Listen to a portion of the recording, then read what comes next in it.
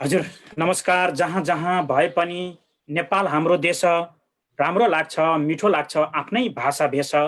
हजुर जहाँ भए पनि हामी 7 समुद्र पारीबाट नेपालका लागि चिन्तन मनन गर्ने विज्ञहरूलाई मैले लिएर आएको छु। अहिले एनआरएन अमेरिकाको विज्ञ भेला र एनआरएन अमेरिकाको वर्ष दिनपछिको एजिएम हुँदैछ। 9औं यो एजिएममा विज्ञ भेला पनि हुँदैछ र त्यसका लागि विभिन्न टेक्निकल रूपमा जिम्मा लिनुभएका हामीसँग व्यक्तित्वहरू हुनुहुन्छ। परिचय म उहाँहरूसँगै उहाँहरूले नै दिनुहुनेछ।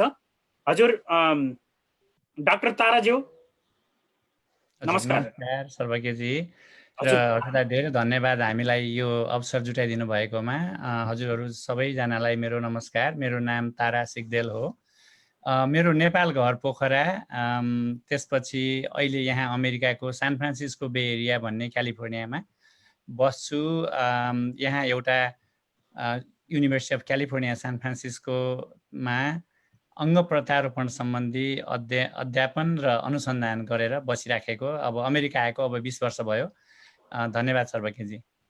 हजुर धन्यवाद। राजेन्द्र पगिनीज्यू नमस्कार साथीहरू, धन्यवाद छ। मेरो नाम राजेन्द्र पङ्गिनी हो। म अहिले अमेरिकाको लस एन्जलस सहरमा अवस्थित एउटा अस्पताल तथा अनुसन्धान केन्द्रमा कार्यरत छु वैज्ञानिक रूपमा। म अहिले फोक्सोको क्यान्सरमा अनुसन्धानरत छु। साथै नेपाल फर्को महाअभियानमा अभियन्ताको रूपमा काम गरिरहेको छु, भोलिन्टियर गरिरहेको छु। साथै एनआरएनएको एसटिआई साइन्स टेक्नोलोजी तथा इनोभेसनको यो टास्क फोर्स छ, त्यसमा म कोचेयरको रूपमा कार्यरत पनि छु। यति नै हो मेरो बारेमा। हजुर धन्यवाद। अनि सतीशज्यू, सतीश त्रिपाठीज्यू नमस्कार। म सतीश त्रिपाठी, पेसाले सिभिल इन्जिनियर। मेरो नेपाल घर चाहिँ मलेखु धादिङ। अहिले बसाइ चाहिँ अमेरिकाको ह्युस्टन सहर, टेक्सास राज्यको ह्युस्टन सहरमा छ र म ह्युस्टन सहरकै सिटी अफ ह्युस्टनमा ह्युस्टन वाटर प्लानिङ डिपार्टमेन्टमा सुपरभाइजिङ इन्जिनियरको रूपमा कार्यरत छु। र यो एनआरएनको अभियानमा चाहिँ एसटिआई त्यही task force science and technology task फोर्समा कोचेयरको रूपमा कार्यरत छु र यो कन्भेन्सनको लागि म सहयोग गर्दैछु डाक्टर तारा सिग्देल सरलाई। Thank you. हजुर धन्यवाद। आज हामी एनआरएनको फेसबुक पेज, वेस्ट भेबो, वेस्ट नेपाल, नागरिक आवाज, पुनर्वास खबर, पुनर्वास साहित्य संवाद, अनि जदौ एमटी खबर, बादल नेपाल, अनि केश बहादुर लगायतका हामी झन्डै 1 दर्जन भन्दा बढी हामी उसमा नेपाल र अमेरिकाबाट सञ्चालित अनलाइन खबरबाट र फेसबुकबाट हामी आइरहेका छौँ। आज हामी एनआरएन अमेरिकाको विज्ञ भेला तथा एनआरएन अमेरिकाको 9औं साधारण सभामा हामी आज छलफल गर्नको लागि आइरहेका छौँ। म डाक्टर ताराजीलाई म प्रश्न राख्न चाहन्छु। अहिले यो यस्तो कोभिडको यस्तो महामारीको बेलामा अनलाइनबाट जुन एउटा एनआरएन अमेरिकाबाट अनलाइनबाट एउटा साधारण सभा गर्ने भनियो र त्यसमा विज्ञ भेलाको एकदमै चाँडो एकदम तयारी गर्न लाग्नु भयो। यहाँलाई सबै सम्पूर्ण जिम्मा छ। कसरी यो सम्भव होला?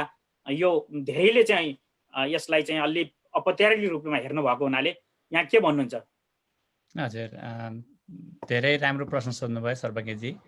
हो, यो परिस्थिति सहज पक्कै छैन र हामीलाई 3 महिना अगाडिबाट जुन एक किसिमको कोरोनाको महामारी जस्तै आँधीबेहरी जस्तै हामीले फेस गऱ्यौँ, त्यसले गर्दाखेरि केही समय हामी रुलमुलियौँ र अझै यसलाई एकदमै सिम्पल तरिकाले भन्नुपर्दाखेरि हाम्रो अवस्था अहिले पनि अलिकति रुलमुलिएकै अवस्था छ र यो सबैलाई लागू भइरहेको छ।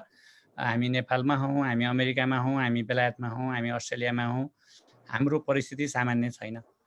र यो असामान्य अवस्थामा यो मिटिङ किन सारिएन अथवा किन यस्तो हतार गरेर गर्न लाग्नुभयो भन्ने हजुरको प्रश्नमा मेरो जवाफ यही नै छ कि अहिले हामी अलिकति हताशिएका छौँ।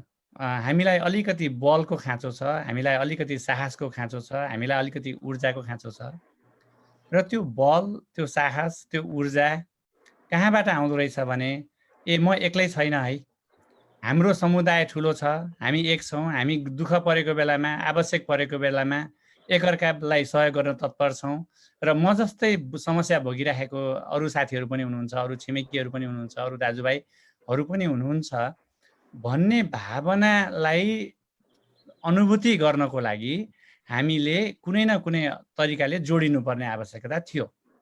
अब अहिले यो हामी सबैले देखिरहेको छौँ, हामी जुमको मार्फत हुन्छ कि फेसबुक लाइभको मार्फत हुन्छ कि यो कोभिड आइसकेपछि हामी धेरै यस्ता भेटघाटका कामहरू गरिरहेका छौँ। तर त्यसमा पनि यो सम्मेलन जसले अमेरिकामा भएका सबै विभिन्न पेसा, विभिन्न तालिम भएका व्यक्तिहरूलाई एकै ठाउँमा ल्याउने काम गर्छ, त्यसको आवश्यकता त झन् अझै बढी थियो। र हजुरले विज्ञ सम्मेलन भनेर भन्नुभयो, हामीले यसपालिको कन्भेन्सनको नाम नेसनल नलेज कन्भेन्सन भनेर भनेका छौँ। यसलाई नेपालीमा सिधा उल्था गर्दाखेरि राष्ट्रिय ज्ञान सम्मेलन भन्ने हुन्छ। र यो ज्ञान भन्ने कुरा पढाइको डिग्रीले युनिभर्सिटीको सर्टिफिकेटले मात्रै दिने रहेनछ। यसमा हजुरसँग युनिभर्सिटीको डिग्री छैन भने पनि यदि हजुरले 5 वर्ष कुनै विधामा कुनै पेसामा काम गर्नुभएको छ भने हजुरले दक्षता हासिल गर्नुहुन्छ र त्यो दक्षता हजुरले अरू साथीहरूलाई, अरू आफन्तहरूलाई त्यो सिकाउन सक्नुहुन्छ, भन्न सक्नुहुन्छ, तालिम दिन सक्नुहुन्छ। र अहिलेको सम्मेलनमा हामीले ज्ञान भनेको खालि मास्टर्स गरेको, पिएचडी गरेको मात्र नभइकन आफ्नो विधामा सिप आर्जन गरेका, दक्षता हासिल गरेका मान्छेहरूलाई पनि भनेका छौँ र त्यो सबैलाई जुटाउने काम हामीले गर्दैछौँ। यो दुःखको बेलामा त्यो जुट्नु अझै आवश्यक छ भन्ने हिसाबले अलिकति हतार भएको छ, अलिअलि भ्याइ नभ्याइ भएको छ हामीलाई। तर त्यो भ्याइ नभ्याइ हुँदाहुँदै पनि हामी यसलाई सफलतापूर्ण सम्पन्न गर्नको लागि परेका छौँ। यसमा पछाडि धेरै साथीहरू हुनुहुन्छ। मलाई उहाँहरूले कोअर्डिनेटर भइदिनुहोस् भनेर म कोअर्डिनेटरको रूपमा गरेको काम लिइराखेको छु। तर यहाँ हामीसँगै डाक्टर राजेन्द्र पङ्गेनी हुनुहुन्छ, इन्जिनियर सतीश त्रिपाठी हुनुहुन्छ। उहाँहरूसँग हामी सबै मिलेर यसलाई कसरी सम्पन्न बनाउने भन्नेमा जुटिलागेका छौँ, लागिपरेका छौँ। सर्वज्ञजी धन्यवाद। एकदम धन्यवाद डाक्टर ताराज्यू। म राजेन्द्र पगेनीजीलाई, डाक्टर राजेन्द्र पगेनीजीलाई सोध्न चाहन्छु, वास्तवमा नेपाली समाजमा, नेपाली राजनीतिमा र नेपाली समग्र नेपालीहरूमा विज्ञहरू, बुद्धिजीवीहरू, डाक्टरहरू मौन बस्नुहुन्छ र त्यो उसमा चाहिँ त्यति आउनुहुन्न भन्ने गुनासो पनि छ र धेरैलाई, देशलाई, सबैलाई चाहिएको छ एउटा मूलबाट बगेको पानी जुन स्वच्छ बग्छ, सबैले गाग्री बोकेर लोटा बोकेर पिउन जान्छन्। त्यही मूलबाट बगेको पानी जब फोहोर हुन्छ, वरपरका गाउँहरू फोहोर हुन्छ र त्यहाँ हैजा आउँछ र सारा गाउँ बढाएर लान्छ। त्यस कारणले यी बुद्धिजीवीहरू चाहिन्छ भन्ने मान्छेलाई छ। र यो उसमा यहाँले छुट्टै एउटा उलिएर विदेशमा आएका एउटा बुद्धिजीवीहरू, पढ्न आएका सबैलाई अब पढिसकेपछि म देश फर्काउँछु, हामी देश फर्काउँछौँ भनेर लाग्नुभयो। के यो सम्भव छ? तपाईँले यो गरेको कुरा कसरी पत्याउने मान्छेले? राजेन्द्र सर। धन्यवाद छ सर्वज्ञजी, एकदमै राम्रो प्रश्न सोधिदिनु भयो। म चाहिँ 2000, हजुरलाई नराटिकन भन्छु, म केही अलिकति पृष्ठभूमि पनि भन्छु। म 2010मा हुनु त म 16 वर्ष हुँदाखेरि लगभग 2051 सालमा म भारत गएँ। भारतमा बसेर मैले कलेजको पढाइ पुरा गरेर म नेपाल फर्केँ। त्यसपछि 10 वर्ष नेपाल बसेर म फेरि बेलायत गएँ पढ्न। त्यतिखेर बेला जाँदाखेरि मैले के भन्ने गर्थेँ साथीलाई भने, म जान्छु मास्टर र पिएचडी गरेर फर्किन्छु भन्दा मेरो आफन्तहरूले, मेरो साथीहरूले मलाई के भन्नुहुन्थ्यो भने, तपाईँ पहिला जानुहोस्, त्यहाँ गएर 1 वर्ष बेलायत बसेपछि फेरि जब तपाईँ छुट्टीमा आउनुहुन्छ त्यतिखेर म फर्केर आउँछु भन्नुहोस्, त्यतिखेर बल्ल मान्छौँ भन्नुहुन्थ्यो। किन भन्दा जो एकचोटि विदेश आउँछ फर्केर नेपाल जाने, फर्किने भन्ने सोच्दैन र हामी अधिकांश फर्किँदैनौँ। कहीँ न कहीँ हाम्रो परिस्थिति, हाम्रो बाध्यता अथवा हाम्रो रहर नहुने केही न कारणले हामी यहीँ रोकिन्छौँ। अनि म बेलायतमा पिएचडी गर्दाखेरि मैले धेरै साथीहरूसँग तपाईँ नेपाल जाने तपाईँको सम्भावना के छ भनेर सोध्थेँ र लगभग थेगो भइसक्थ्यो। कहिलेकाहीँ मैले साथीहरूलाई नसोद्धाखेरि तपाईँले आज एउटा कुरा सोध्नु बिर्सिनु भयो भन्नुहुन्थ्यो साथीले, कि नयाँ साथी भेट्नुहुँदा के भन्दा तपाईँले नेपाल जाने बारे सोध्नु भएन नि भन्नुहुन्थ्यो। र मलाई चाहिँ पिएचडी गरेको 5 इयर्ससम्ममा चाहिँ 5 इयर्स प्लस माइनस 1-2 वर्षभित्रमा म नेपाल फर्किन्छु नै भनेर मैले प्रण गरेँ। र ठ्याक्क अब चाहिँ यो जुलाईमा म पिएचडी गरेको मेरो 5 इयर्स पुग्छ।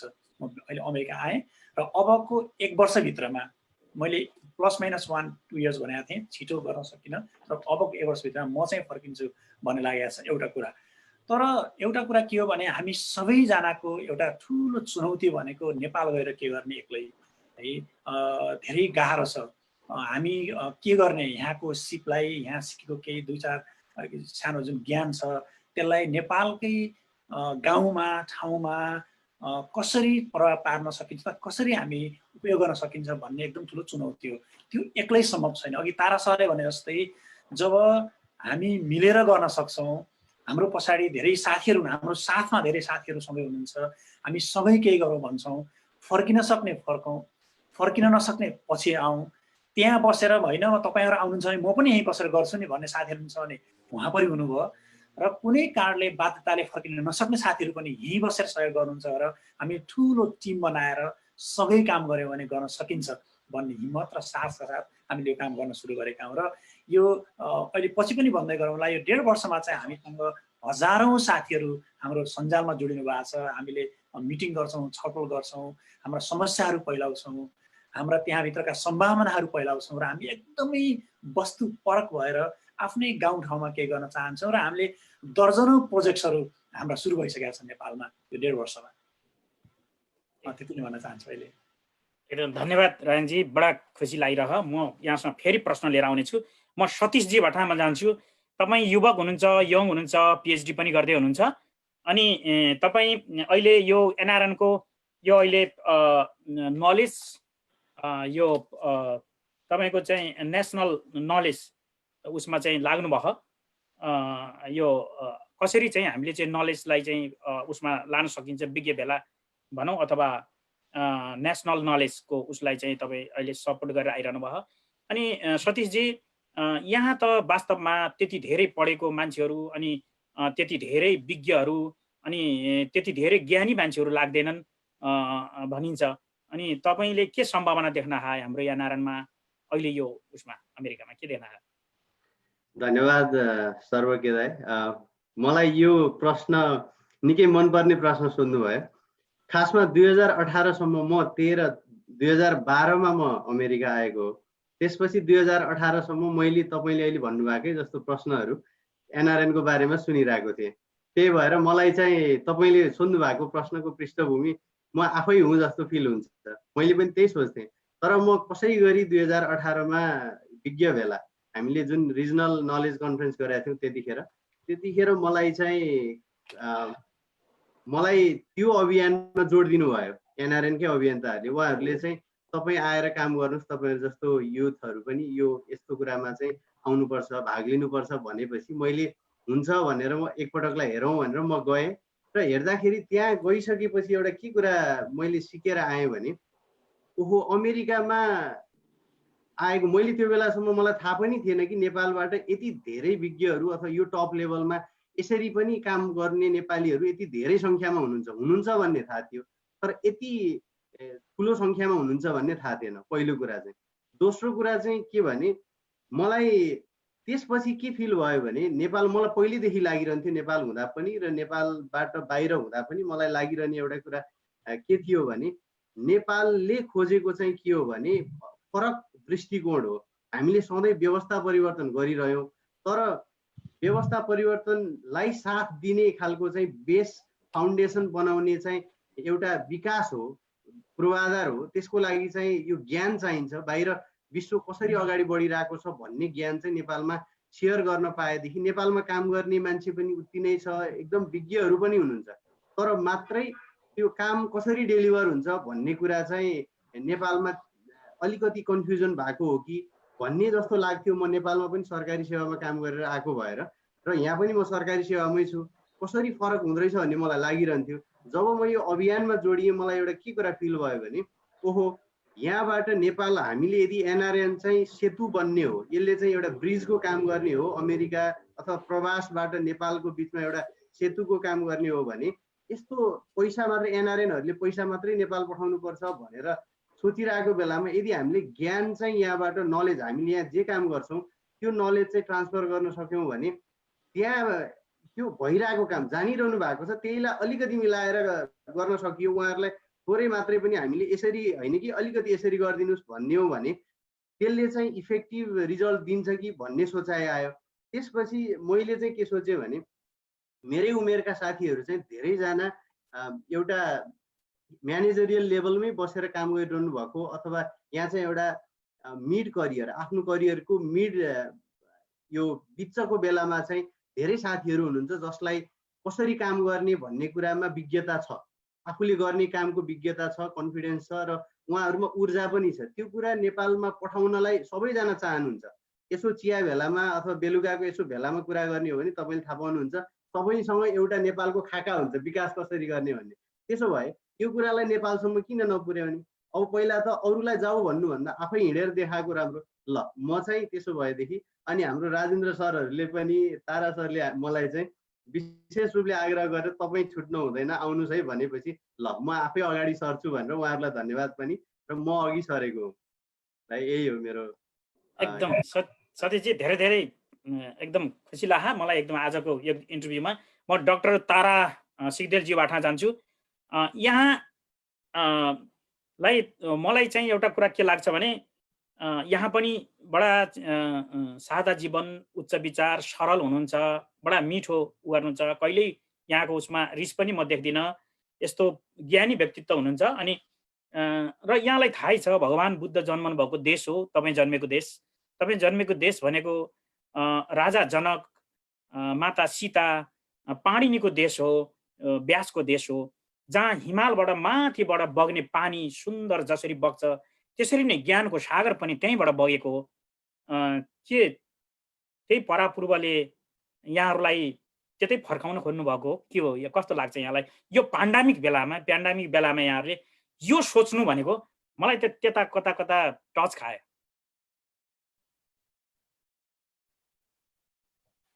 छ हजुरको? हजुर, असाध्यै मन छुने कुरा ल्याइदिनु भयो। म यसलाई छोटो उत्तर दिन खोज्छु, प्रयास गर्छु सर्वज्ञजी। हामी अहिले जहाँ छौँ, हामी सबै नेपालीहरू अहिले जहाँ छौँ नि, हामी यसको यो के को परिणाम हो भन्दा हाम्रा पूर्वजहरूले गरेका कर्मको परिणाम हो। हाम्रा चाहिँ वेद लेख्ने ऋषिमुनिहरू, हाम्रा पुर्खाहरू धेरै राम्रा हुनुहुन्थ्यो। हामीलाई थाहा छ, हामी तिब्बतसँग बजार गर्थ्यौँ, हाम्रो कोरियाको र हाम्रो आर्थिक स्थिति उस्तै थियो। ज्ञानमा हामी धेरै माथि थियौँ, विज्ञानमा पनि हामी धेरै टाढा थियौँ, धेरै पछाडि थिएनौँ। तर एउटा बिचमा एउटा यस्तो अवधि आयो जहाँ हाम्रा पूर्वजहरूले हामीसँग पनि यो क्षमता छ है भनेर बिर्सिदिनु भयो। र आज देशमा, अब म यो राजनीतिक कुरा गर्ने ठाउँ पनि होइन र म त्यसमा आवश्यक पनि छैन, तर मानवीय कुरा चाहिँ गर्न चाहन्छु। आज तपाईँ अब अहिले त एयरपोर्टहरू बन्द छन्, तर जुन बेलामा एयरपोर्टहरू चलेका थिए त्यो एयरपोर्टमा जानुभयो भने विदेश जाने नेपालीहरूको लर्को जुन देख्नुहुन्छ त्यसले कसको मन नरो होला होइन? यो के कारणले यो भइरहेको छ भन्दाखेरि हामीले अहिलेको विश्व परिस्थिति जुन तरिकाले गइरहेको छ त्योसँग हामीले कम्पिटिसन गर्ने अवस्थामा आउनुपर्छ। र त्यो आउनको लागि कसरी आउने त भन्दा बाहिरको संसार कहाँ छ, संसार कसरी चलेको छ, समाजहरू कसरी चलेका छन्, विद्यालयमा पढाइ कसरी भइरहेको छ, विश्वविद्यालयहरूमा डिग्रीहरू कसरी दिएको छ, अनुसन्धानहरू कसरी गरिएको छ, त्यसको बारेमा हामीले हाम्रो देशमा गएर बाहिर त यस्तो हुँदो रहेछ, ट्राफिक लाइट यस्तो हुनुपर्ने रहेछ, बाटाहरू यतिका फराकिला हुनुपर्ने रहेछन्, एउटा घरमा आउने पानीमा चाहिँ धारोबाट ग्लास थापेर पानी खान पर्ने अवस्था हुँदो रहेछ, सरकार भनेको त्यो हुनुपर्ने रहेछ, त्यो कुराको प्रत्याभूति गराउनु पर्ने रहेछ भन्ने कुराहरू हामीले जानिसकेपछि हामीले यो भेला किन गर्न खोजेको हजुरले भन्नुभयो, हाम्रो उद्देश्य त्यही नै हो। हामी कुरा गर्न चाहन्छौँ। कुरा गर्यो भनेदेखि त्यो कुरा प्रसार हुन्छ, त्यो ज्ञान प्रसार हुन्छ र यही कुराकानीको लागि हामीले यो भेला गरेका छौँ। यसमा कसैले विद्वता छाट्ने अथवा कसैले चाहिँ यो सम्मेलनमा चाहिँ ठुलो भाषण दिने चाहिँ यो भेला होइन। यो चाहिँ आफ्ना ज्ञान गुणका कुराहरू सुन्ने, सुनाउने, मसँगै मन मिल्ने त अर्को साथी पनि हुनुहुँदो रहेछ भनेर जान्ने र यो हाम्रो कुरालाई नेपालमा बस्ने अमेरिकामा बस्ने नेपालीहरू मात्रै होइन, हामीले यो अहिले लाइभ इभेन्ट गर्दैछौँ, यो अनलाइनमा अभाइलेबल हुन्छ, यो चाहिँ नेपालमा बस्ने नेपालीहरूले पनि हेर्न सक्नुहुन्छ, अन्यत्र बस्ने नेपालीहरूले पनि हेर्न सक्नुहुन्छ। र गर्न खोजेको कुरा के हो भने हामी कम छैनौँ, हामीले सिकौँ र त्यो सिकेको कुरालाई हामीले लागू गरौँ, र त्यसैको एउटा सुरुवातको रूपमा मैले यसलाई लिएको छु सर्वज्ञजी। धन्यवाद। हजुर, ज्ञानबाट ज्ञान मन्थन गरेर अर्को ज्ञान निकाल्ने, पत्थरबाट पत्थर ठोकेर आगो बाल्ने, पूर्वजहरूको जुन ज्ञानको उ छ त्यो खोज्ने, कसरी देशमा ज्ञान लान सकिन्छ, यिनै होइन हजुर? एकदमै एकदम खुसी लाग्यो, एकदम रमाइलो लाग्यो। म यहाँसँग फेरि आउनेछु, म डाक्टर राजेन्द्रसँग जान्छु। म उहाँसँग यहाँहरू डाक्टर साहब वास्तवमा भन्ने भने विज्ञहरू आसी जाहिर खाएपछि त तुरुन्तै फर्किन पनि मिल्दैन। एउटा विषयमा अनुसन्धान गर्नुभएको छ अहिले हस्पिटलमा, त्यो यहाँको चाहिँ धेरै राम्रो क्यारियर छ, आफ्नो बच्चाहरू पनि छन्, यो सारा छोडेर नेपाल जाने कुरा गरिरहनु भएको छ। एकातिर चाहिँ देशले खोजिरहेको छ, अनि अर्कोतिर यो जस्तै अब भगवान बुद्ध निस्किने बेलामा घरमा जुन एउटा आन्दोलन भयो, जुन हुरी आयो, जुन बतास आयो, परिवारमा पनि त्यो पक्कै पनि छ। यसलाई तोडेर तपाईँ के उसले फर्किन खोज्नु भयो, अनि के उसले चाहिँ सबैलाई फर्काउन खोज्नु भयो हो, त्यो एउटा सानो ज्ञानको ऊ पनि सबैलाई दियो भन्न सक्छ, देशलाई बन्न सक्छ, त्यो एकचोटि भनिदिनु थियो कि? धन्यवाद छ सर्वज्ञजी, एकदमै मन छुने प्रश्न गर्नुभयो र मलाई लाग्छ त्यो एकदम पेचिलो प्रश्न पनि हो यो। जस्तै पहिलो कुरा चाहिँ म अस्ति यो त्यहाँ गएर के गर्ने, यहाँ हजुरले भने जस्तै यहाँबाट आज ल म भोलि जान्छु भनेर, जस्तै नेपालको इभन काठमाडौँमा बसेको व्यक्तिले एउटा कलेजमा पढाउने, स्कुलमा पढाउने एउटा टिचरले पनि म गाउँ जान्छु भन्नुभयो भने त्यो 1 वर्षको म यो एकाडेमिक सेसन पुरा गर्छु, विद्यार्थीहरूलाई बिचमा पार्दिन भन्नुपर्ने हुन्छ। काम कुनै अरू अफिसमा काम गर्नु भएको छ भने पनि केही महिनाको नोटिस दिएर काम छोडेर प्लान गरेर जानुपर्छ। हामी त विदेशमा छौँ, हजुरले भने जस्तै यहाँको पढाइ मिल्दैन, छोरी छन् मेरो एकजना होइन, मेरो एउटा छोरी छन्, श्रीमती छिन्, उनले पनि काम गर्छिन्, अनि यहाँ आफ्नै प्रोजेक्ट छ, काम गरिराखेको छु। हजुरले एकदमै सही कुरा गर्नुभयो, तर मलाई केले जान उत्साह दिन्छ, म किन जानुपर्छ भन्ने मलाई लाग्छ भने पहिलो कुरा म मेरो देशमा जाँदैछु है। म देश छोडेर अमेरिका आउँदै गरेको जस्तो होइन, म सुरुमा मेरो देश छोडेर म बेलायत जाँदै गरेको होइन, म त मेरो देश जाँदैछु, मेरो समाज, मेरो आफन्त, मेरो परिवारसँग जाँदैछु। यो त मलाई त यस्तो छ कि म आज मिल्थ्यो भने म आज झोला बोकेर हिँड्ने जस्तो लाग्छ मलाई चाहिँ, एउटा कुरा। दोस्रो कुरा, अब यसो भन्दै गर्दाखेरि यहाँ जस्तो रिसर्च छ त, यहाँ जस्तो रिसर्च गर्न मिल्छ त, यहाँ जस्तो सम्भावना छ त, यहाँ जस्तो लाइफ छ त, भौतिक सुविधा छ त, अथवा त्यहाँको धुलो धुवा प्रदूषण, त्यहाँको शिक्षा, त्यहाँको स्वास्थ्य, धेरै प्रश्नहरू आउँछन्। मेरो एउटा मात्रै प्रश्न हुने गर्छ, यहाँ बस्ने हजुरहरूसँग हजारौँ कारण हुन सक्छन्, तर नेपाल जाने एउटा कारण भइपुग्छ, यो मेरो देश हो, मेरो परिवारसँग, मेरो समाजमा म जाने, बस्ने हो। त्यही एउटा कारण हो तपाईँलाई जसले म नेपाल जान्छु भन्न त्यो उत्साह दिन्छ, त्यो खुसी दिन्छ। र अर्को कुरा चाहिँ आफ्नो माटो, त्यहाँको आफ्नो माटोको सुवास है, आफ्नो गाउँठाउँ, त्यसको जुन आत्मसन्तुष्टि हो, त्यो दुनियाँमा कोही गएर मिल्दैन।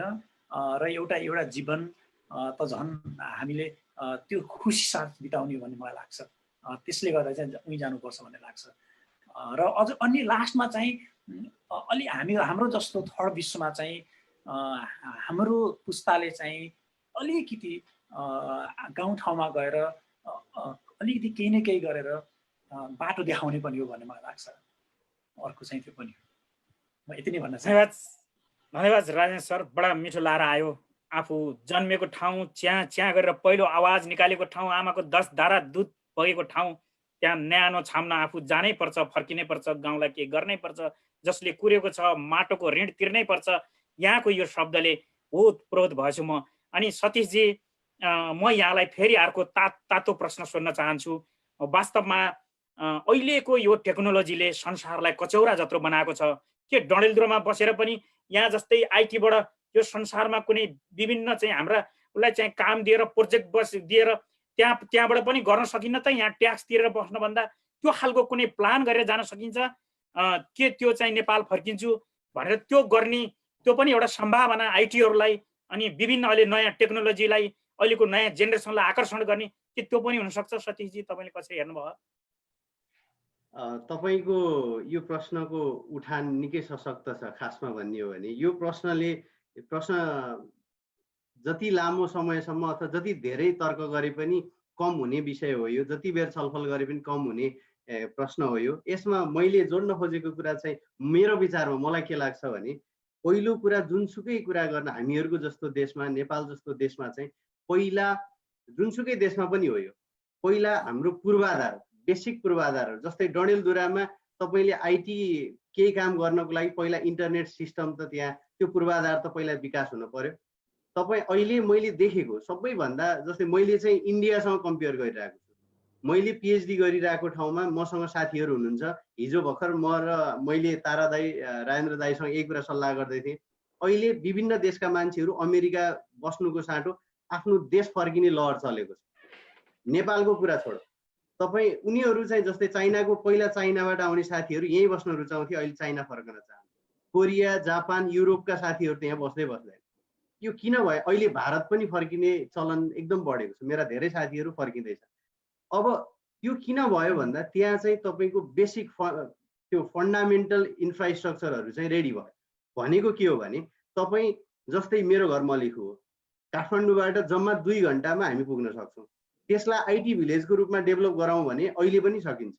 तपाईँले एउटा म यहाँबाट फर्केर काठमाडौँ बस्ने हो भने म जाँदिनँ। म गएँ भने मलिखु नै बस्ने गरी जान्छु। तर मलिखुलाई मैले यहाँको टेक्नोलोजी लिएर गएर त्यहाँ मेरो घरको कुनामा छतमा बसेर म यहाँको काम गर्न सक्छु। किनकि अस्ति यो पेन्डेमिकले त्यही पनि हो, एउटा हाम्रो यो कन्भेन्सनले हामीले यो पछि नहटौँ, यो गरौँ भन्ने अर्को कुरा पनि के हो भने यो पेन्डेमिकको टाइममा हामीले एउटा के देख्यौँ भने हामीले त यो 5 वर्षपछि आउँछ भनेका थियौँ हामीले यस्तो संसार। अहिले नै यसले लिएर आइदियो कि हामी अनलाइनबाट सबै कामहरू गर्न सक्छौँ भन्ने देखाइदियो। 90% काम त मजाले गर्न सकिन्छ भने म यहाँ ह्युस्टनको आफ्नो घरको कोठामा बस्नु र मलिखुको घरको कोठामा बस्नु मेरो लागि फरक पर्दैन। तर एउटा कुरा फरक पर्छ, जस्तै जुममा साथीहरू नेपालबाट जोडिनु भयो भने तपाईँले इन्टरनेटमा पर्याङकुरुङ सुन्नुहुन्छ, धेरै समस्याहरू हो। यो चिजहरू चाहिँ पहिला हामीले हाम्रै सहयोगले, यो कसैलाई दोष दिनुपर्ने ठाउँ छैन, किनभने यो विकास हुँदै गरेका देशहरू, हाम्रो जस्तो देशहरूमा यो खालको पूर्वाधारहरूको लागि हामी सबैले मिलेर बनाउने हो।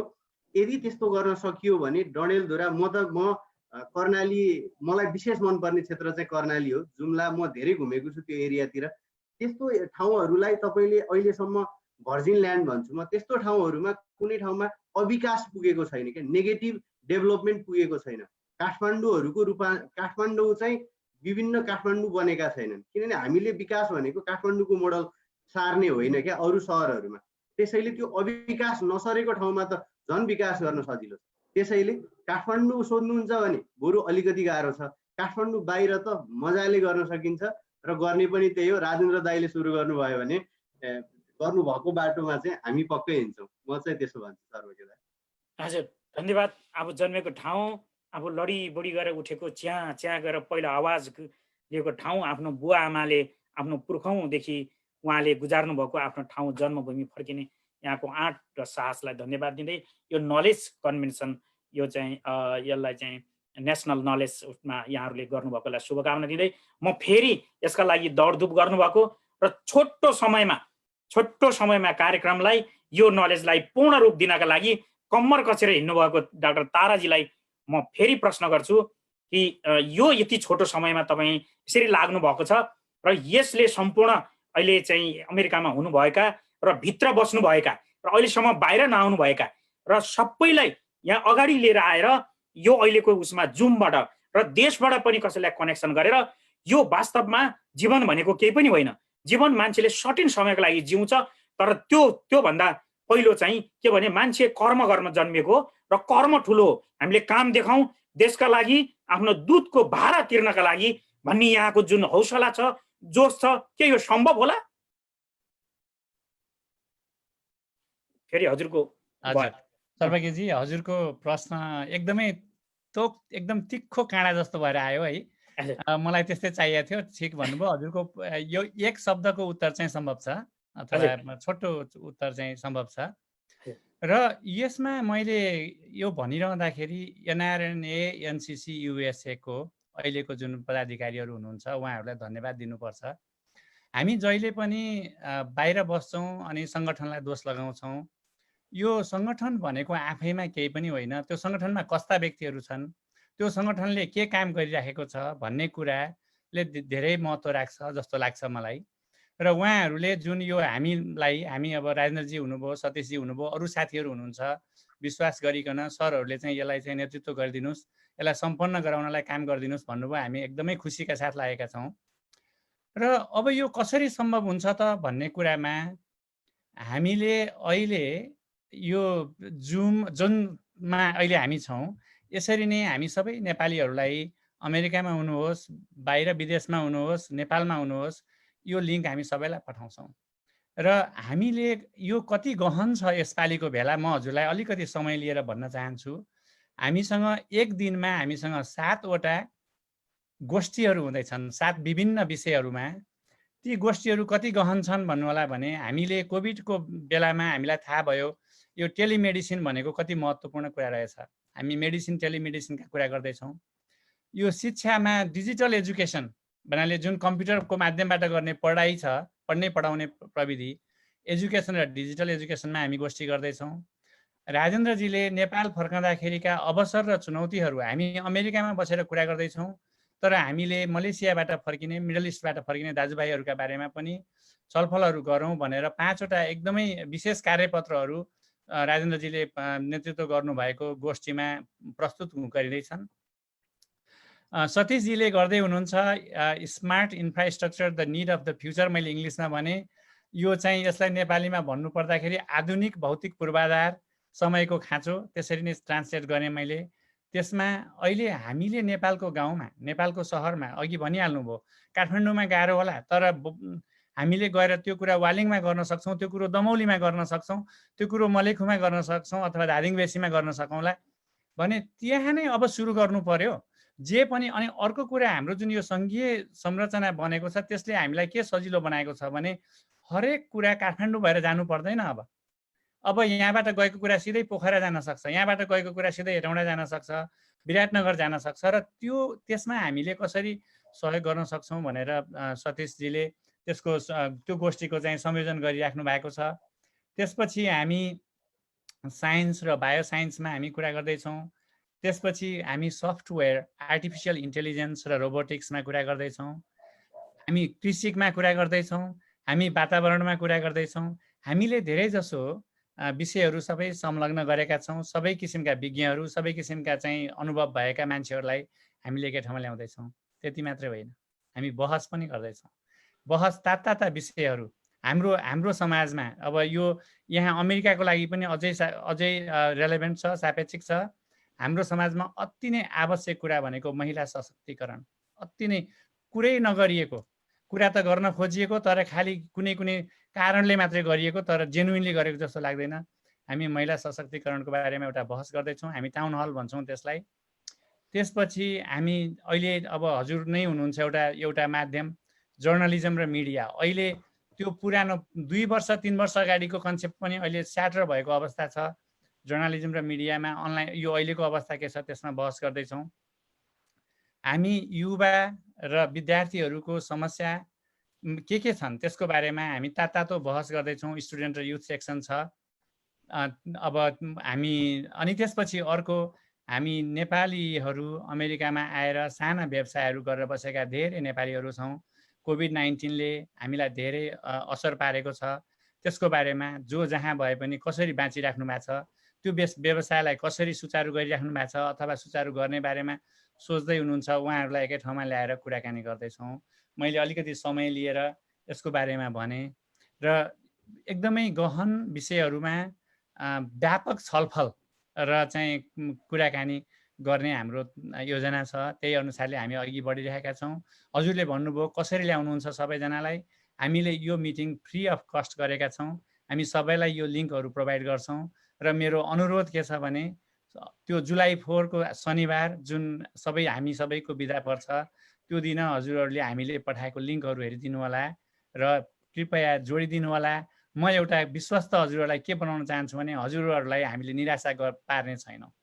हजुरहरू खुसी नै भएर आज त राम्रै कुरा सुन्न पाइयो अथवा आज यो राम्रै भएछ, समयको सदुपयोग नै भएछ भन्ने बनाउने छौँ। र यसमा हामीले गर्वका साथ एउटा के अनाउन्स गर्छु यहाँ भने डाक्टर भगवान कोइराला जसले गङ्गालाल हृदय रोग केन्द्रलाई अलमोस्ट आफैले त्यसलाई जुन उचाइमा पुर्याउनु भयो, अहिले Kathmandu institute of child health भनेर अहिले अर्को संस्था त्यस्तै गर्नमा कसिएर लागि पाउनु भएको छ। उहाँ जस्तो एउटा टल पर्सनालिटी हाम्रो किनोट स्पिकर भएर आउँदै हुनुहुन्छ।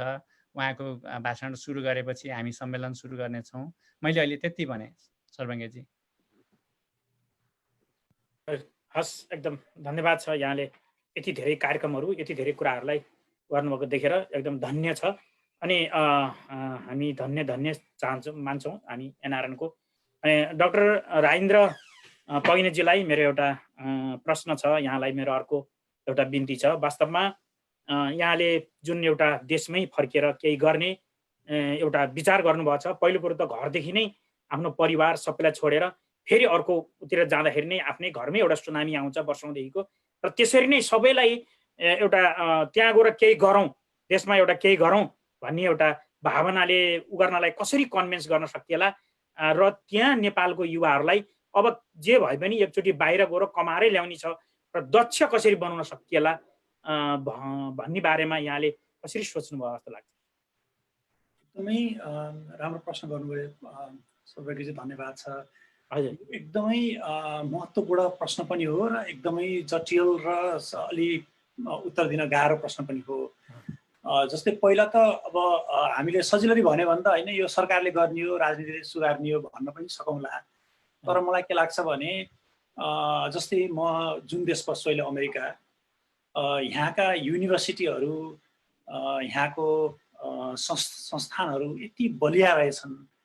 यो राजनीतिले अहिले जस्तै अब ट्रम्पको बारेमा हामी सुन्छौँ, विश्वभरि ट्रम्प यस्तो भन्छौँ, होइन अनुदार भन्छौँ, तर यहाँका सङ्घ संस्थामा को राष्ट्रपति भयो भने हामीलाई फरकै पर्दो रहेछ। हेर्नुहोस् है, म काम गर्ने अहिले पहिला अर्को युनिभर्सिटीमा काम गर्थेँ, अहिले एउटा अस्पतालमा काम गर्छु, यो रिसर्च संस्थान पनि हो। प्रत्येक 6 महिनामा यहाँको इमिग्रेसन लयर अप्रवासी वकिललाई बोलाएर कसरी ग्रिन कार्ड अप्लाई गर्ने भनेर हामीलाई प्रोत्साहन गर्न, यहीँ बस भनेर ट्रम्प आए पनि ओबामा हुँदा पनि हामी जस्तो अप्रवासीलाई हाई स्किल भएकोलाई उनीहरूको आफ्नै खालको पोलिसी छ। हेर्नुहोस्, इट डजन्ट म्याटर है, यहाँ यो संस्थाहरू बलियो हुनु पर्दो रहेछ। र मलाई के लाग्यो भने चाहिँ हामीले नेपालका ती संस्थाहरू चाहिँ बलियो बनाउन रोल खेल्ने हो हामीले है।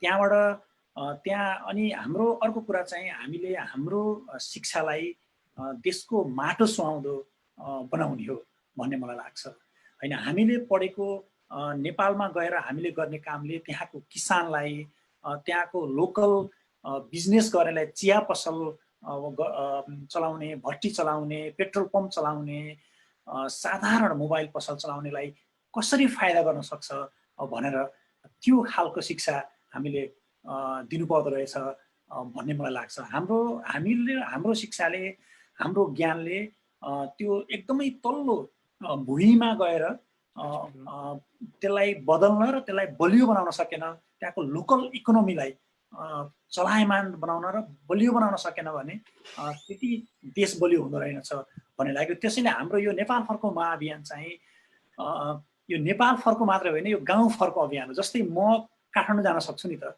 तर म काठमाडौँ होइन, म नेपाल, म वालिङ नै जान्छु भनेको छु। र जस्तै उदाहरणको लागि अहिले हामीले वालिङमा डायग्नोस्टिक ल्याब सुरु गर्न लागेका छौँ है, किनभने मलाई वालिङमै गएर काम गर्ने हो। अथवा मेरो प्रदेश पोखरा, तारा सर पनि पोखराको हुनुहुन्छ, म वालिङको छु, हामी एउटै प्रदेशमा छौँ। र अघि सरले भने जस्तै हाम्रो सङ्घीय सरकार छ अहिले, के अरे हाम्रो प्रादेशिक सरकार छ, हामीले हाम्रो प्रदेशमा के गर्न सक्छौँ, हाम्रो जिल्लामा, हाम्रो गाउँमा, हाम्रो ठाउँमा के गर्न सक्छौँ भनेर हामीले कुरा गरिराखेका हुन्छौँ।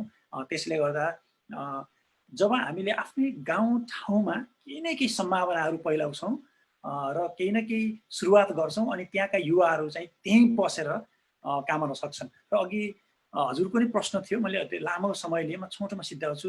अघि सतीशजीले नै भन्नुभयो, डडेलधुराको जस्तै, डडेलधुराको इक्जाम्पल दिनुभयो उहाँले, दमोलीको इक्जाम्पल दिनुभयो। अब वालिङमा बसेर मैले कहिलेकाहीँ अलिकति इमोसनल भएर भन्ने गर्छु, जुन बिग डेटा छ, मैले यहाँ बसेर अहिले म यो लकडाउनको बेलामा घरबाट काम गरेँ 2 महिना, म अझ बढी बिजी भएँ कि यो डेटा एनालाइज गर्दा। म त्यो घरमाथिको डाँडामा गएर समीको फेदमुनि यो ल्यापटप लिएर गएर म यहाँ गर्ने काम त्यहीँ गएर गर्न सक्छु हेर्नुहोस्। र त्यो कुरा, त्यो सबलता, त्यो कुरामा सबल बनाउन सक्यो हाम्रा युथहरूलाई भने उनीहरू अमेरिकामा गएर काम त्यहीँ गर्न सक्छन् र त्यसको इम्प्याक्ट भनेको हाम्रो आफ्नै माटोमा हुन्छ भन्ने मेरो विश्वास हो। हजुर, धन्यवाद राजेन सर। यहाँको राष्ट्रप्रेम प्रतिको एकदम ओतप्रोत भावना र यहाँको त्यो निर्णयलाई एकदम कदर गर्नुपर्छ। सलाम गर्छौँ हामी। सतीशजी, तपाईँ युवा पनि हुनुहुन्छ अनि अमेरिकामा आउनुभयो, यहाँले देख्नुभयो एउटा समस्या अमेरिकामा पनि मानौ त्यहाँ कुन विषय पढेर आएको र कुन विषय पढ्ने नम्बर 1। अनि यहाँ चाहिँ हामीले कसरी यहाँको जस्तै डिबी पढेर आएको, यसरी कहीँबाट आएकोलाई कसरी दक्ष बनाउने र कुन बाटोमा लाग्दा हुन्छ भनेर यो एनआरएनले जुन गर्नुपर्ने छ त्यो काम चाहिँ छुटेको छ। म आफै एनआरएनको भाइस प्रेसिडेन्ट भए पनि मैले त्यसको स्वीकार छु। किनभने अब अरू संस्थाहरू चाहे एनआरएन चाहे इन्डियाको होस् चाहे फिलिपिन्सको होस्, उनीहरूले सामान्य नङ गर्ने पनि नङ पालिसका आफै खोलेर बस्ने अनि ट्रेनिङ दिन्छ।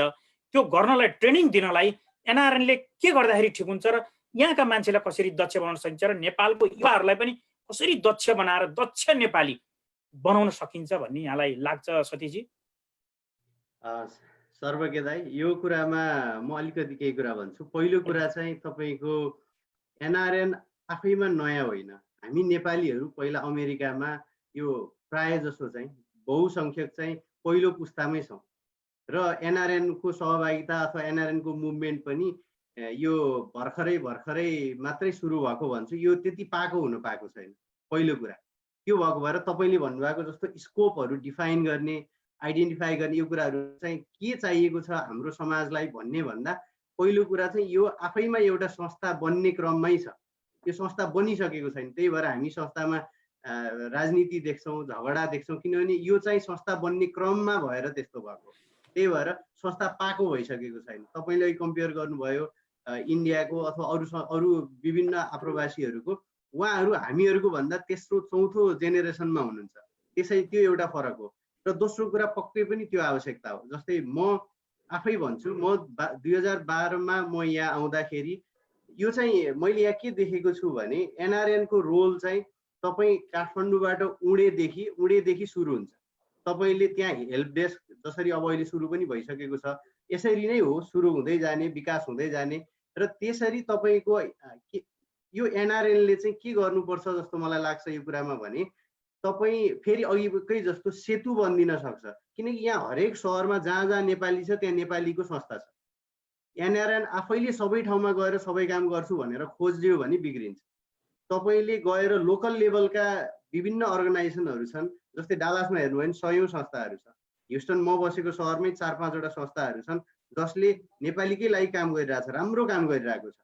यसै गरी धेरै ठाउँमा तपाईँहरू बसेको ठाउँमा पनि मैले देखेको छु। हाम्रो तारा सरहरूले त चौतारी भन्ने कार्यक्रम निकै इफेक्टिभ कार्यक्रम चलाउनुहुन्छ।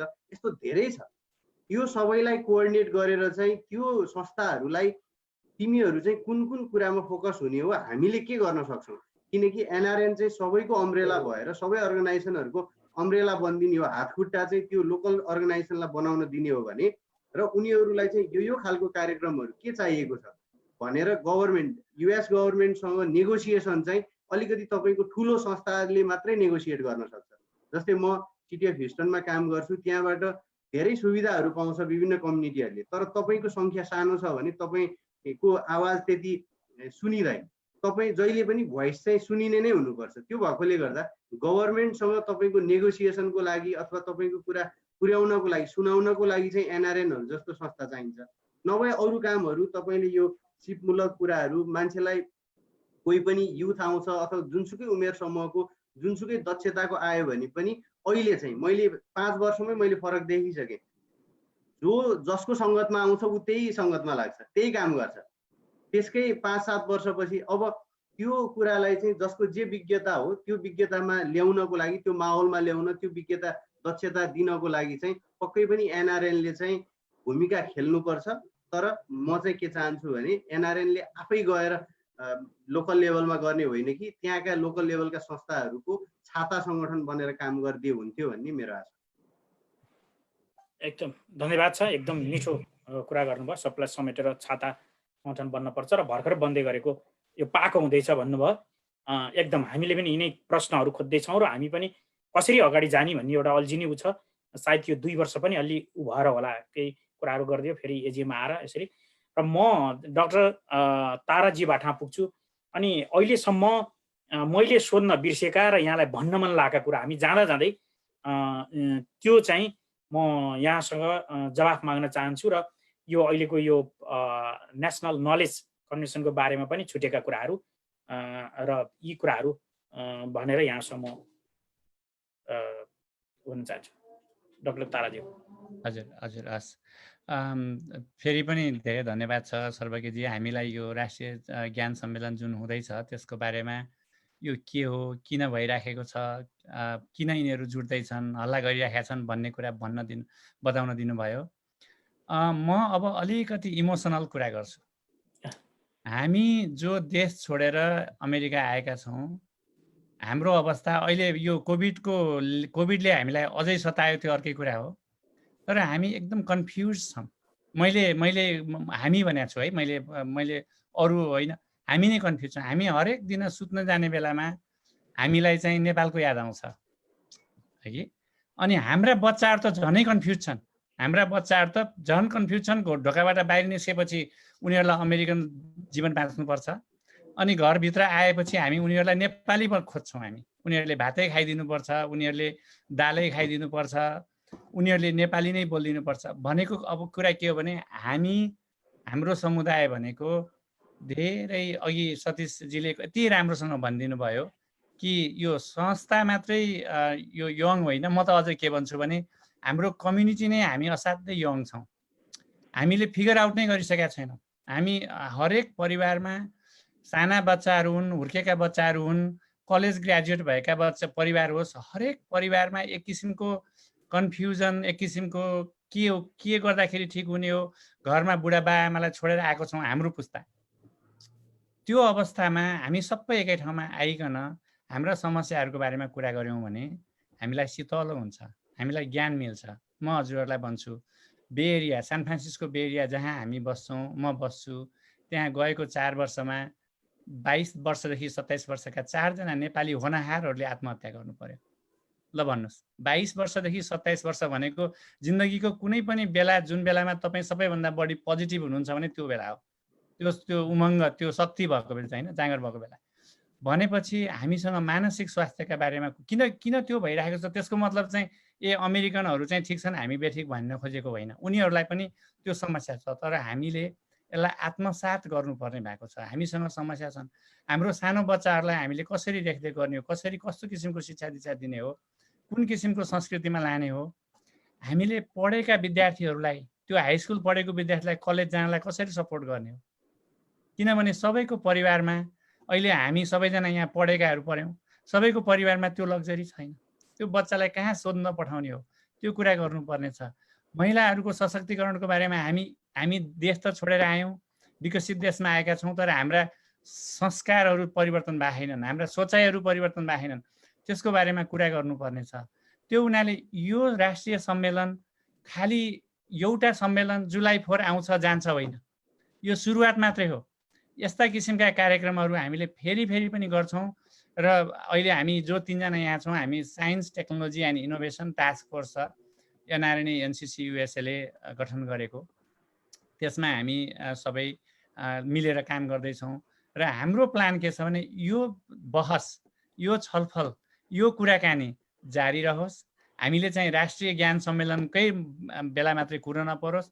तर त्यसो भए यो किन त भन्दाखेरि यो चाहिँ हामीलाई झकझक्याउन, हामीलाई जगाउन, कुरा त राम्रा कुरा पनि गर्दा रहेछन् नेपालीहरूले, अलिकति ज्ञानगुणको कुरा पनि हुँदो रहेछ। र अर्को कुरा यो कुरा त मेरो पनि मनमा लागिराखेको थियो, मैले आजसम्म सोध्न नसकेको अब सोध्न सक्ने भएँ, अथवा यो कुरो मैले जाने भन्ने किसिमको अनुभूति होस्। र अहिले इन्टरनेटले गर्दाखेरि हामी संसारभरि जोडिएका छौँ। त्यसको लागि त्यसको फाइदा उठाउँदै हामी त्यही कुराकानी गर्ने, त्यही बहस गर्ने, त्यही छलफल गर्ने।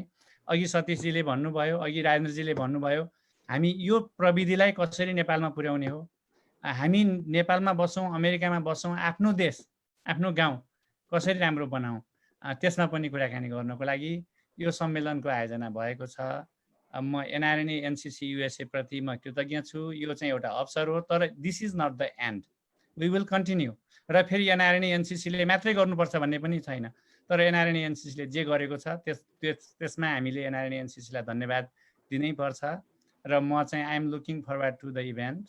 अहिले त्यति नै भनौँ सर्वज्ञजी। र के अरे हाम्रो राजेन्द्रजी र सतीशजीलाई पनि मैले हजुरसँग त्यो समय अलिकति मागेर 2-3 मिनट यो राष्ट्रिय सम्मेलनको बारेमा अलिकति केही भनिदिनु, म त्यसको लागि अनुरोध गरेँ। हजुर, एकदम धन्यवाद छ। वास्तवमा हो पनि हामीलाई थाहा भएको 4 जना 22 देखि 27 वर्षसम्मकाले ऊ पनि गर्नुभयो। हामीलाई त्यो अझ थाहा नभएको त कति भयो थाहा छैन हामीलाई, योभन्दा अगाडि र पछाडिको कुराहरूलाई गर्दाखेरि पनि। र हामी बिहान उठ्दै 101 हेर्दैनौँ, अहिले जाने बाटो हेर्दैनौँ, नेपालकै समाचारहरू कहिले राम्रो होला र कहिले देशले काँचुली फेर्ला र देशमा कहिले राम्रो सुशासन र हामीलाई फर्किने सबैलाई आह्वान गर्ने वातावरण बन्ला भन्ने एकातिर छ। हामी भ्याकुता हौँ, छोराछोरीलाई हामी माछा बनाउन चाहन्छौँ र बच्चाहरू हाम्रो चेपागाँडा भएका छन्, न माछा बने न भगिता बने भन्ने एकदमै यो एकदमै मनलाई छुनी गरेर भनिदिनु भयो। बडा एकदमै धन्यवाद छ एकदम। र म डाक्टर राजेन्द्रजीसँग म जान चाहन्छु। अब जाँदा जाँदै यहाँलाई मैले भन्न बिर्सिएको र यहाँलाई भन्न मन लागेको कुरा समयको पाबन्दीले गर्दा पनि अब हाम्रो लगभग सकिन लाग्यो र मैले भन्न बिर्सिएको यहाँलाई भन्न मन लागेको र अनि यो अहिलेको नलेजको बारेमा र केही आफ्ना बारेमा नि भन्न सक्नुहुनेछ डाक्टर साहब। धन्यवाद छ सौभाग्यजी। मलाई चाहिँ के भन्न लाग्छ, मन लागेको छ भन्दा पहिला कुरा म यहाँलाई धन्यवाद दिन चाहन्छु यो मौकाको लागि। म तारा सरलाई धन्यवाद दिन चाहन्छु। उहाँसँग साइन्स टेक्नोलोजी र इनोभेसन टास्क फोर्समा एनआरएनएकोमा म सँगै काम गरेको छु उहाँसँग।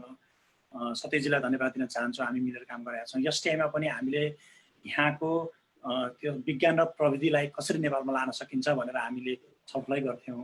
नेपाल फर्को महाअभियानको पनि हामीले भेटेर कसरी नेपालमा हाम्रा सम्भावनाहरू फैलाउन सक्छौँ, समस्या के हुन् भनेर हामी एकदमै वस्तुपरक भएर सोच्छौँ हामीले चाहिँ। अनि अर्को चाहिँ यो टास्क फोर्समा यो नलेज कन्भेन्सनमा ज्ञान सम्मेलनमा मैले संयोजनकारी भूमिका निभाएको जुन गोष्ठी छ त्यसमा हामीले 5वटा कार्यपत्र प्रस्तुत गर्दैछौँ। हामी अमेरिकामा छौँ, तर यो अमेरिकाको एनआरएनएनसिसी अमेरिकाले अर्गनाइज गरेको इभेन्ट हो। तर यसमा जर्मनीबाट कर्मा लामा तामाङ भन्ने साथी हुनुहुन्छ, महिला हुनुहुन्छ। उहाँले चाहिँ जर्मनीको 20 वर्षको जर्मनीको बसाइ छोडेर अहिले नेपाल फर्किनु भएर आइटीमा प्रविधिमा काम गर्नुभएको छ, कम्पनी खोल्नु भएको छ। र नेपालमा आइटीको यो पोस्ट कोभिड पछि आइटीको अपर्च्युनिटीहरू के छ, अवसर के छ र त्यसका चुनौती के हुन् भनेर कार्यपत्र प्रस्तुत गर्दै हुनुहुन्छ। त्यसै गरेर बजाङको सुदूरपश्चिमको बजानमा जन्मिएर त्यही स्कुल पढेर म्यासाचुसेट्समा आएर युनिभर्सिटीमा अहिले विद्यावारिधि गर्दै गर्नुभएको विष्णु जोशीले बढी मात्रामा भारतबाट गएका नेपालीहरूको लागि चुनौती के हो, अवसर के हो, कसरी सुदूरपश्चिममा अवसर सिर्जना गर्न सकिन्छ भनेर कार्यपत्र प्रस्तुत गर्दै हुनुहुन्छ। मध्यपूर्वमा लामो समय मल्टिनेसनल कम्पनीमा काम गरेर जानुभएको फर्किनु भएको भर्खरै नेपाल फर्किनु भएको दीपक उप्रेतीजीले मिडल इस्टका नेपालीहरू, मध्यपूर्वका नेपालीहरूको सँग फोकस केन्द्रित रहेर कार्यपत्र प्रस्तुत गर्दै हुनुहुन्छ। त्यसै गरेर डाक्टर हेम ढकाल भन्ने हुनुहुन्छ, अहिले अमेरिका हुनुहुन्छ। उहाँले यो नेपाल उद्यमशीलता केन्द्र भनेर चलाउनु भएको छ। उहाँ प्रत्येक शनिबार बिहान विश्वभरिका साथीसँग जुम कन्फरेन्स गर्नुहुन्छ र विभिन्न विधामा यो सामाजिक उद्यमशीलता भनेको हामीले नाफामूलक र आफ्नो लागि मात्र होइन, हामीले गर्न खोजेको जुन नाफामूलक संस्थाले पनि कसरी समुदायलाई नै फाइदा दिनुपर्छ भनेर उहाँको कन्सेप्ट हो। उहाँले त्यसको बारेमा प्रस्तुत गर्दै हुनुहुन्छ र मैले चाहिँ आफूले पनि नेपाल फर्को महाअभियानको होल ओभरअल अहिलेसम्मको हाम्रो उपलब्धि र अबको चुनौती कसरी हाम्रो अबको योजनाहरू के छ भन्ने बारेमा हामी कुरा गर्दैछौँ। त्यसले गर्दा जुलाई 4 मा मल्टिपल सेसन छन्, प्यारलल समानान्तर विभिन्न सेसनहरू गोष्ठीहरू छन्। तारा सरले भनिहाल्नुभयो नेपाल फर्को सम्बन्धी, नेपालको यो पोस्ट कोभिड पछि यो कोभिड महामारी पछिको चुनौती र अवसर सम्बन्धी यहाँहरूले सुन्न चाहनुहुन्छ भने, अथवा जुन सेसन यहाँलाई ठिक लाग्छ, जुन गोष्ठी ठिक लाग्छ आएर फ्री छ, अनलाइन लिङ्क हुन्छ, आउनुहोस्, सुन्नुहोस्, एकअर्कासँग सहकार्य गरौँ, सिकौँ, प्रश्न गरौँ, छलफल गरौँ, यही भन्न चाहन्छु सबैजनालाई। हजुर धन्यवाद। धेरै मान्छेहरू नेपाल फर्किन लाग्नुभयो, धेरै विज्ञहरू, र उहाँहरूले बाटो पनि देखाउँदै हुनुहुन्छ। हो पनि यहाँले सुदूरपश्चिमको कुराहरू भन्नुभयो। म एउटा कुरा स्मरण गर्न चाहन्छु, जहाँ एउटा गाउँ थियो, त्यो गाउँमा इन्डिया सबै गएर काम गर्दा बुवाहरूलाई HIV एड्स भएर अनि बुवाहरू सबै बित्दा, आमाहरू पनि बितेर अनि छोराछोरी सिडिओ कार्यालय अगाडि गएर खान नपाएर बुवा आमा नभएर त्यस्तो बसेको त्यो अवस्था, जहाँ कि 3 महिनादेखि खाना नपुग्ने र इन्डियै जान पर्ने यस्तो एकदम छ। र कतिपय भारतको कुराको विषयलाई लिएर म नि त्यही सुदूरपश्चिममा हुर्किएको र पुनर्वासको बारेमा लेख्दा मैले पुनर्वासमा पनि मेरो कतिपय कुराहरू त्यहाँ छ। यहाँले एकदमै त्यो कुरालाई सम्झाइदिनु भयो। म नि त्यतैतिर हुर्किएको मान्छे। एकदम धन्यवाद छ। सतीशजी, तपाईँलाई म सोध्न चाहन्छु, मैले अघि भन्न बिर्सेको र यहाँलाई भन्न मन लागेको र अहिलेको यो नेसनल नलेजको बारेमा पनि केही भनिदिनुहुन्छ कि यहाँ दर्शक श्रोताहरूलाई? धन्यवाद। पहिलो कुरा चाहिँ सुनिएको छ? हजुर, पहिलो कुरा चाहिँ मलाई यहाँ के कुरा राख्न मन लाग्यो भने, सुनिएन? सुनिएको छ अहिले? अहिले सुनियो। हजुर, सर्वप्रथम मलाई यो नलेज कन्भेन्सनकै क्रममा मलाई विश्वास गरेर मलाई चाहिँ उहाँले पनि केही कन्ट्रिब्युट गर्न सक्नुहुन्छ भनेर मलाई यो टिममा लिनुभएकोमा म डाक्टर तारा सेकदेल सर, राजेन्द्र पङ्गेनी सरहरूलाई धन्यवाद भन्न चाहन्छु। र यो एक्जिक्युटिभ बडी, अहिलेको एनआरएन युएसए को executive body, president Sunil Shah, Arjun Banjade तथा पशुपति पाण्डे दाईलाई पनि उहाँहरूलाई धन्यवाद भन्न चाहन्छु। हामीमाथि विश्वास गरेर उहाँहरूले यति ठुलो काम चाहिँ उहाँहरूले हामीलाई सुम्पिनु भएको छ र आशा छ हामी यो गर्न सक्छौँ भन्ने। आजसम्मको अपडेट अनुसार हामी हाम्रो प्रगति सन्तोषजनक छ, अझ सोचेको भन्दा अझ राम्रो छ खासमा भन्ने हो भने। र यो यसपालिको लागि चाहिँ मैले छुटाउनै नहुने नाम चाहिँ हाम्रो पदम भण्डारी, हाम्रो आइटी टिमको साथीहरू भनौँ यसरी भन्दा, उहाँहरूले चाहिँ ठुलो जिम्मेवारी हाम्रो सँगसँगै उहाँहरूको पनि छ। किन भन्दा यो अहिले हामीले जुम बेस्ड गर्न खोजेका हौँ, त्यो भएकोले गर्दाखेरि एउटा सिङ्गै जिम्मेवारी हाम्रो थाप्लोमा परेको ठुलो भारी चाहिँ उहाँहरूले झिकिदिनु भएकोले हामीले आनन्दसँग यो अर्गनाइजेसनको एउटा पाटो मात्रै हेरे पुग्ने भएको छ। त्यसैले उहाँहरूलाई, म आइटी टिमका साथीहरूलाई विशेष धन्यवाद भन्न चाहन्छु यहीँबाट। अब अलिकति म मेरो थोरै सेसनको बारेमा, मैले चाहिँ मलाई एउटा जिम्मेवारी दिएको छ त्यसको लागि पनि म थ्याङ्क यू भन्छु। यो स्मार्ट इन्फ्रास्ट्रक्चर भन्ने विषय नै अहिलेको एकदमै जल्दो बल्दो विषय हो र नेपालको लागि एकदमै आवश्यक विषय हो भन्ने ठानेर हामीले चाहिँ एउटा फोरम राख्ने आइडिया ल्यायौँ। यो कसरी पनि एकदमै महत्त्वपूर्ण छ भने, हुन त सबै सेसनहरू उति नै महत्त्वपूर्ण छ। अघि तारा दाइले भनिहाल्नु भयो कति महत्त्वपूर्ण छ विभिन्न सेसनहरू भन्ने। त्यसमध्येमा मलाई यो आफू भएर मात्र होइन कि नेपाल अहिले एउटा विकासको चरणमा छ र अमेरिका, नेपाल जस्तै अमेरिका पनि अहिले उसले चाहिँ एउटा काँचुली फेर्ने अवस्थामा छ। किनभने यहाँको इन्फ्रास्ट्रक्चरको रेटिङ तपाईँहरूलाई लाग्ला अमेरिका भनेको एकदमै सबै चिज चाहिँ सिङ्गमरमरको छ, सबै चिज A1 छ भन्ने छैन। यसको इन्फ्रास्ट्रक्चरको रेटिङ चाहिँ D+ छ, A चाहिँ बेस्ट हो, D+ छ। अब यसले पनि तपाईँको नयाँ युगमा प्रवेश गर्नको लागि चाहिँ यो योजनाको मोडालिटी नै चेन्ज गरेर अब स्मार्ट इन्फ्रास्ट्रक्चर बेस्ड, यो चाहिँ अहिलेको आर्टिफिसियल इन्टेलिजेन्स, मेसिन लर्निङ तथा यो डेटा बेस्ड डिसिजन मेकिङ प्रोसेसलाई चाहिँ उसले आफ्नो गभर्नेन्समा यो गभर्मेन्टको अथवा विभिन्न जुनसुकै ठाउँमा पनि हेर्नुहोस्, अघि तारा सरहरूको, राजेन्द्र सरहरूले अघि डेटाको कुरा गरिहाल्नुभयो। हामी इन्जिनियरिङदेखि लिएर एडमिनिस्ट्रेटिभ सबैले अहिले यो data based, data driven decision चाहिँ फोकस भइरहेको छ अमेरिका पनि।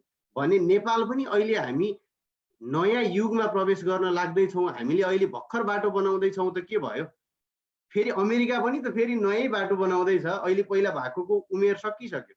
यहाँ भएका रोडको, पाइपको यो इन्फ्रास्ट्रक्चरहरू एकपटक फेर्न पर्ने बेला भएको छ। भनेपछि अमेरिका चाहिँ आफ्नो एउटा लाइफ साइकल पुरा गरेर अर्को उमेरमा जान फेरि उठ्न लागेको छ। नेपाल भर्खर उठ्न आँटेको छ। सँगसँगै छौँ। अमेरिकासँग अनुभव छ, नेपालसँग अनुभव छैन। फरक त्यति हो। भनेपछि अमेरिकाको अनुभव नेपालमा ट्रान्सफर गर्नको लागि र यो नयाँ टेक्नोलोजी स्मार्ट इन्फ्रास्ट्रक्चरलाई चाहिँ कसरी नेपालको प्लानिङमा, डिजाइनमा, कन्स्ट्रक्सनमा र पछि अपरेसनमा कसरी हामीले चाहिँ लान सक्छौँ भन्ने कुरा हामीले यहाँ जो काम गरिरहेका छौँ र जो यसमा चाहिँ संलग्न छौँ, म विज्ञ भएँ भन्दिनँ, तर हामीले जे देख्यौँ, जे सिक्यौँ, जसले चाहिँ यसरी गर्दा चाहिँ रिजल्ट ओरिएन्ट भइन्छ भनेर हामीले जे देखेका छौँ त्यो कुरा चाहिँ नेपालमा ट्रान्सफर गरौँ न। सुनाम है साथीहरूलाई, यदि कोही इन्ट्रेस्टेड हुनुहुन्छ भने, कोही इच्छुक हुनुहुन्छ यो विषयमा भने हामी यो सम्मेलन पछि पनि हामी चाहिँ उपलब्ध छौँ भनेर सुनाउनको लागि हामीले यो फोरम, यो सेसनको डिजाइन गरेका हौँ। र यसमा तर मैले यो एकदमै छोटो समयमा भए पनि यति म चाहिँ भेटरान भन्न रुचाउँछु। मैले चाहिँ आकाशै फर्केर हेर्नुपर्छ। मैले मेरो प्यानलमा हुनुभएका सबैजना प्यानलिस्टहरू चाहिँ उहाँहरू आफ्नो क्षेत्रमा अमेरिकामा यदि त्यो विषयमा नाम लिन पर्यो भने उहाँहरूको नाम पनि आउँछ। उहाँहरूको मात्रै आउँछ भनेर म दाबी गर्न सक्दिनँ, तर उहाँहरूको नाम पक्कै आउँछ, छुट्दैन। त्यस्तो प्यानलिस्टहरू जस्तै म नाम लिन चाहन्छु यहाँबाट, मैले छुटाउनु हुँदैन। डाक्टर अम्बिका अधिकारी, हामी एनआरएनमा पनि एकदमै सुनिएको नाम र उहाँ आफ्नो क्षेत्रको विज्ञ हुनुहुन्छ। डाक्टर सुनिल शर्मा हुनुहुन्छ, डाक्टर उपेन्द्र कर्ण हुनुहुन्छ, अनि नरेश कोइराला हुनुहुन्छ। अनि लन्डनबाट हामीलाई साथ दिनको लागि डाक्टर विनोद आमात्य चाहिँ मेट्रो रेल, काठमाडौँमा मेट्रो रेलको सम्भाव्यता अथवा त्यहाँ चाहिँ कस्तो हुनुपर्छ भनेर प्रेजेन्टेसन दिन आउँदै हुनुहुन्छ। नरेश कोइरालाले चाहिँ ट्रेन्चलेस टनेलिङ भनेको अहिले नेपाल टनेलको युगमा जाने भनिरहेको बेलामा ट्रेन्चलेस टनेल कसरी सम्भव छ अथवा कसरी गर्न सकिन्छ भनेर प्रस्तुत गर्दै हुनुहुन्छ। र हाम्रो केशव गेवालीजी र सञ्जीव राईहरू, उहाँहरूले चाहिँ स्मार्ट टेक्नोलोजीहरू कसरी युज भइरहेको छ यो इन्जिनियरिङ अथवा यो डेभलपमेन्टको विषयमा भनेर प्रस्तुत गर्दै हुनुहुन्छ।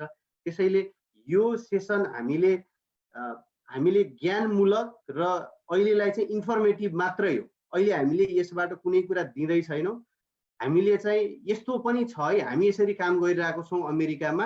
तपाईँ नेपालमा काम गर्दाखेरि यदि तपाईँहरूलाई उपयुक्त लाग्छ भने हामीलाई सम्पर्क गर्नुहोस्। यी विज्ञहरू हामीसँग यति 7 जना मात्रै होइन, अमेरिकामा धेरै विज्ञहरू हुनुहुन्छ। यहाँ Nepal American naval engineers society छ, मेडिकल सोसाइटीहरू छ। यस्तो धेरै विज्ञहरूको सोसाइटीलाई हामीले चाहिँ कम्तीमा पुलको काम गरिदिन सक्छौँ। तपाईँहरूलाई चाहिएको कुरा चाहिँ हामी कनेक्ट गरिदिन सक्छौँ यहाँको विज्ञहरूसँग भन्ने थिममा हामीले यो होल कन्भेन्सनको आइडिया ल्याएको हौँ र त्यसैको बेसमा बसेर हामी अर्गनाइज गर्न गइरहेको छौँ। र सम्भवतः अहिलेसम्मको प्रगति हेर्दा म चाहिँ एकदमै सन्तुष्ट छु। र त्यो दिन यदि कुनै टेक्निकल गडबडी नआउने हो भने यो सम्झना लायक काम हुनेछ मेरो जिन्दगीको। धन्यवाद। अनि तपाईँलाई छुटाउन मिलेन, तपाईँलाई विशेष धन्यवाद यो समयको लागि र यो अवसरको लागि। धन्यवाद सर्वज्ञ दाइ। एकदम धन्यवाद सतीशजी। जननी जन्मभूमिश्च स्वर्गादपि गरियसी। जननी जन्मभूमि हाम्रो लागि स्वर्ग बराबर। डाक्टर ताराजी, तपाईँले के भन्नुपर्ने छ अब? हजुर छैन, अब चाहिँ सबै बोल्ने मौका दिनुभयो। हजुरलाई धन्यवाद मात्रै भन्छु अब। र सबैजना जसले हेरिदिनु भयो उहाँहरूलाई पनि धेरै धन्यवाद। एकदम। डाक्टर राजेन्द्रजी केही भन्नुपर्ने छ? मेरो नि यति नै हो। एकदमै धन्यवाद छ, यहाँ लगायत सबैजनालाई धन्यवाद छ। हजुर। आह्वानं नजानामि समर्पणम पूजाम चैव नजानामि क्षमस्य परमेश्वरी।